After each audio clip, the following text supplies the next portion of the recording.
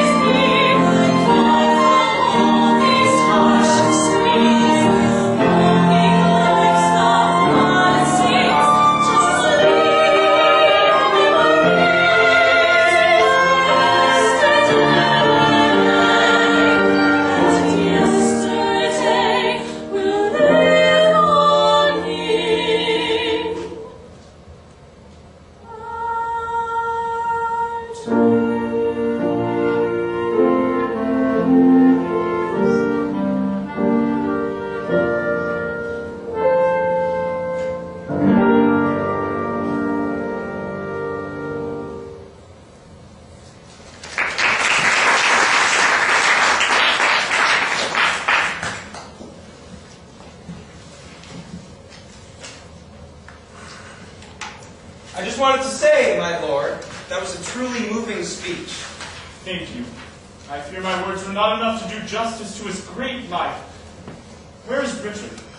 I would have hoped he would have had enough decency to attend his own brother's funeral. Richard, unfortunately, has pressing matters to deal with. But he sends his condolences to you and everyone else who has suffered from this horrible tragedy. He sent me to give you a message. And what message is that? Simply put, he wants to know if you would assist him in backing a claim to the crown. What claim? What about Prince Edmund? What about Edward's last words? Don't forget, the last monarch to gain the throne as a child was King Henry, and he ruined the country through his inexperience. In fact, you yourself just alluded to in your eulogy no less than 3 times. I know you love this country. Why would you risk Edmund as king when there was a very capable alternative? You're being ridiculous. Supposing we threw in some money.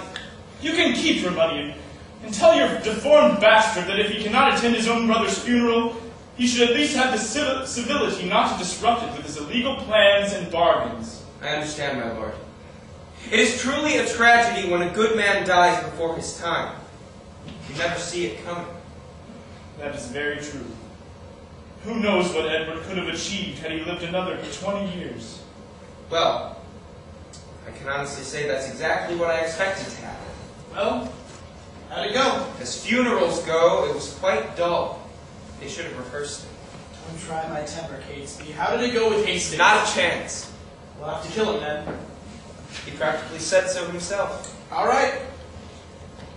Almost checkmate, and my opponents still haven't realized we're playing the game. It's almost too easy. Edward was too easy to kill. Get a taste tester, for God's sake. People like him don't deserve to rule. They'll only take any potentially dangerous situation and turn it into an absolute catastrophe. Some of you may think I'm a monster. Well, just remember that if the people in charge were capable, I wouldn't have gotten this far. I'm just taking out the trash, and no chore has ever been so fun. Time for the end game. See you there. The purpose of this meeting is to determine the date of coronation. This is Robert Bilston, the Lord Mayor of London, here to help with the ceremony. Whew, sorry I'm late. I can't find a good horse around here anymore. The meeting was just beginning. Buckingham.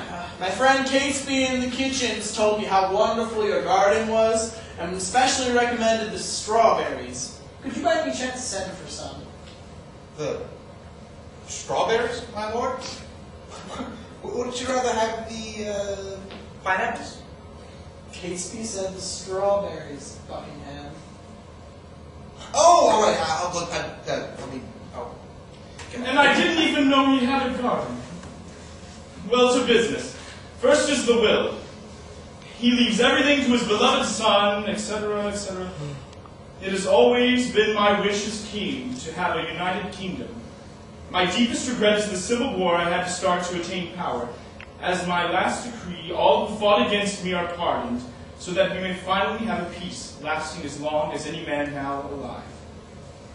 As the one responsible for executing the orders of this will, I have added another member to this committee, the formerly exiled Earl of Richmond, Henry II. This is outrageous. The man fought to kill us all in battle not even a year ago, and he would make him our ally. Lord Hastings with Buckingham not here. Don't worry about Buckingham. He's the most transparent man in the world. If he was up to anything, I would... It is not Buckingham who I'm worried about. To business. To business!